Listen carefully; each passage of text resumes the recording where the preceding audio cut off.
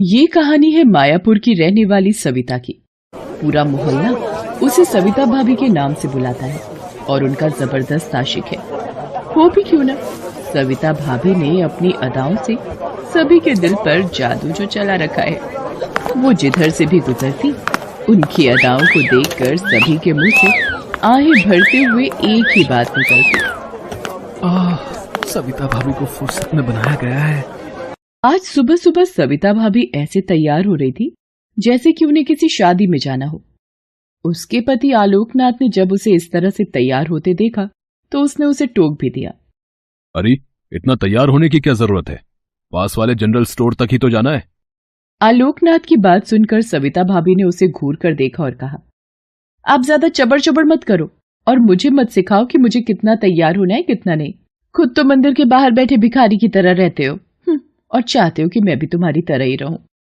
सविता की बात सुनकर आलोकनाथ चुप हो गया। उसके बाद सविता ने सामान की लिस्ट ली और पप्पू जनरल स्टोर की तरफ चल पड़ी। मोहल्ले के वो लोग जो हमेशा उसे ताड़ते रहते थे, उसे देखते ही उसे सुनाते हुए बोले, आज तो सुबह सुबह ही सविता भाभी के दर्शन हो गए, पूरा दिन शानदार गुजरेगा। सविता भाभी उन लोगों की बातों को मुस्कुराते हुए सुन रही थी और पप्पू जनरल स्टोर की ओर बढ़ती चली जा रही थी। वो जनरल स्टोर पहुंची और मुस्कुराते हुए दुकान मालिक से कहा, गुड मॉर्निंग।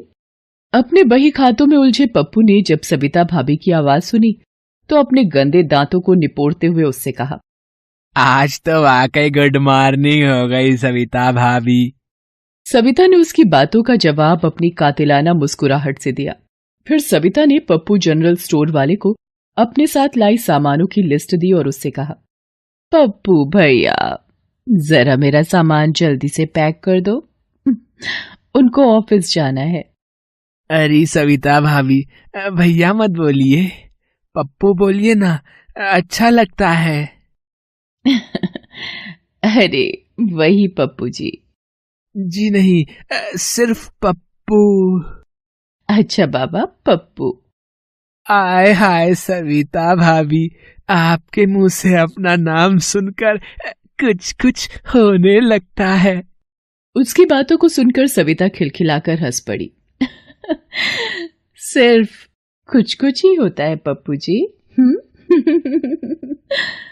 सविता ने ये बात इस अंदाज में और लंबी लंबी सांसें लेते हुए कहा कि पप्पू झेंप सा गया और सविता से कहा, सविता भाभी मैं घर पर भी डिलीवरी देता हूँ, अगली बार से सिर्फ कॉल कर दीजिएगा, बंदा आपकी खिदमत में हाजिर हो जाएगा।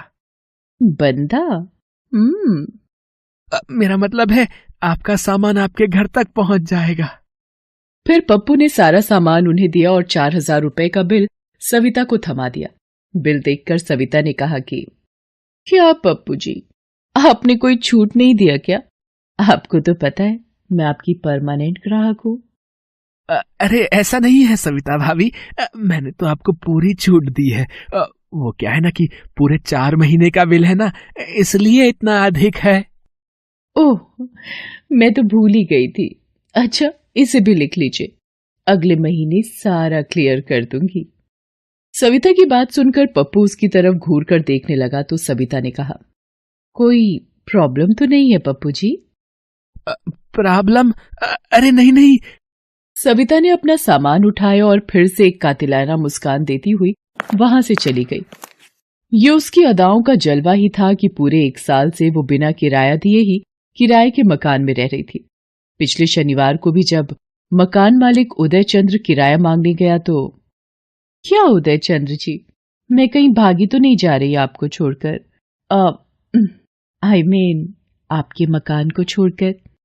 अरे सविता जी, मैंने ऐसा तो नहीं कहा, वो तो मैं इधर से गुजर रहा था तो इस तरफ भी आ गया। ये सुनकर सविता ने अपना हाथ धीरे से उदय चंद्र के हाथों पर रख दिया और तेज आहें भरती हुई बोली, हाँ क्या उदय चंद्र जी, आप बिना बड़े मतलबी हैं, इधर से गुजर रहे थे तो आए, कभी मन बनाकर भी आइए, हमें तो आपका इंतजार रहता है। सविता की बात सुनकर 3 बच्चों के पिता उदय चंद्र का दिल भी किसी फुटबॉल की तरह उछलने लगा। वो उस दिन भी बिना किराए लिए सविता के यहाँ से वापस चले गए इस तरह ना जाने कितने लोगों से सविता ने बिना पैसे दिए अपना काम निकाल लिया था। उसका पति जो बहुत ही सीधा था और मामूली तनख्वाह पर नौकरी करता था, उसे ये सब बिल्कुल पसंद नहीं था, लेकिन सविता ने उसे पूरी तरह दबा कर रखा हुआ था। एक दिन की बात है, आलोकनाथ रात को अपने ऑफिस से लौट रहा था तो उसको मोबाइल पर किसी अननोन नंबर से फोन आया। हेलो, आलोकनाथ जी बोल रहे हैं? जी, आप कौन? अरे आलोकनाथ जी, नाम में क्या रखा है? वो आपसे एक काम था। जी कहिए ना। उसके बाद उस आदमी ने जो कहा उसे सुनकर आलोकनाथ को ऐसा लगने लगा कि वो कहीं जाकर अपना सिर पटक ले। बार बार उसके कान में उस आदमी की वही बात गूंज रही थी। अरे शर्माइए मत आलोकनाथ जी, खुलकर बोलिए ना, क्या है आपकी बीवी का रेट? देखिए, मैं आपसे तमीज से बात कर रहा हूं और आप हैं कि मेरी पत्नी के बारे में उल्टी सीधी बातें कर रहे हैं। अरे ऐसा क्या कह दिया मैंने? पूरे मोहल्ले में आपकी बीवी की अदाओं के चर्चे हैं। अरे हम तो सिर्फ उन अदाओं की कीमत पूछ रहे हैं। आलोकनाथ क्या जवाब देता, उसने फोन काट दिया। उस दिन के बाद तो कोई ना कोई उसके फोन पर कॉल करता और उसकी पत्नी का रेट पूछता। एक दिन तो मोहल्ले का एक आदमी जिसका नाम अमर था, उसने सामने से ही आलोकनाथ से ये बात पूछ दी। ये आप क्या बकवास कर रहे हैं अमर जी? भला इस तरह की बात कोई करता है क्या? आपको पता नहीं हम लोग कितने सीधे साधे लोग हैं? अरे किस बात पर इतना भड़क रहे हैं आप? हैं, मैंने ऐसा क्या गलत पूछ लिया? पूरे मोहल्ले के लोगों के साथ आपकी बीवी गुलछर्रे उड़ाती है, ये बात आपको पता नहीं है क्या? बड़े आए सीधे साधे लोग हैं। आलोकनाथ का सिर शर्म से जमीन में गड़ गया। उस दिन उसने तय कर लिया कि चाहे कुछ हो जाए, वो अपनी पत्नी से इस बारे में जरूर बात करेगा। घर पहुंचते ही उसने अपनी पत्नी से इस बारे में कहा और ये भी बताया कि लोग उसके बारे में क्या सोचते हैं। उसकी बातों को सुनकर सविता चिढ़ गई। आप भी ना बड़े नैरो माइंड के हो। अरे औरत किसी से हंसकर बात कर ले तो ऐसा क्या गुनाह कर दिया? सविता, बात यह नहीं कि तुमने हंसकर बात की, बात यह है कि तुम्हारी हंसी का क्या मतलब लगाया जा रहा है। जिसको जो मतलब लगाना है लगाने दो। और हाँ, मेरी इस हंसी के कारण पूरे 1 साल से बिना किराया दिए इस घर में रह रहे हो। राशन वाले को राशन का पैसा नहीं देना पड़ता, दूध वाला भी फ्री में दूध दे रहा है। अगर मैं इस तरह ना हंसू बोलूं तो तुम्हारी मरियल तनख्वाह में तो सूखी रोटी भी नसीब ना हो, और छत की बात तो दूर ही समझो। सविता, जिसकी जितनी चादर हो उतना ही पैर फैलाना चाहिए। माना कि मैं कम कमाता हूं, लेकिन इतना भी कम नहीं कमाता कि तुम्हें पेट भर ना खिला सकूं। प्लीज तुम ये सब करना छोड़ दो, इससे तुम्हारी बदनामी होती है। देखिए, आप अपना लेक्चर बंद करिए और मुझे जो करना है करने दीजिए, नहीं तो मैं घर छोड़कर चली जाऊंगी। आलोकनाथ अपनी पत्नी को बहुत प्रेम करता था। वो उसकी भलाई चाहता था, लेकिन वो तो अपनी धुन में रहती थी। हालांकि उसकी पत्नी ने कभी कोई गलत काम तो नहीं किया था, लेकिन उसकी छवि गलत बन गई थी।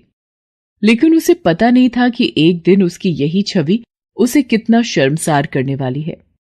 एक दिन जब वो घर में अकेली थी, तभी 2 लोग उसके घर का दरवाजा खटखटाने लगे। उसने दरवाजा खोला तो 2 अनजान लोगों को दरवाजे पर खड़ा देखा। वे दोनों नशे में थे। यहाँ कोई सविता रहती है क्या? मैं ही हूं सविता, बोलिए क्या काम है? काम तो वही है जो पूरे मोहल्ले के साथ तुम करती हो, बस वो हमें तुम्हारा रेट पता नहीं है।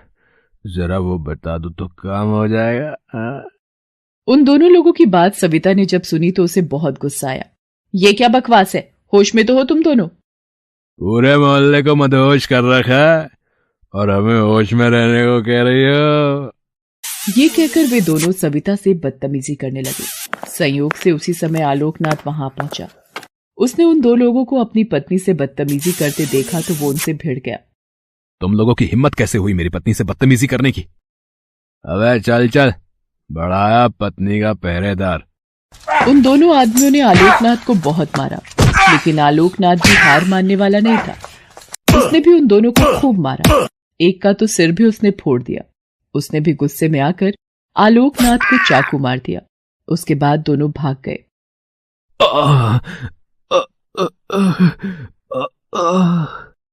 आलोकनाथ के पेट से खून निकल रहा था।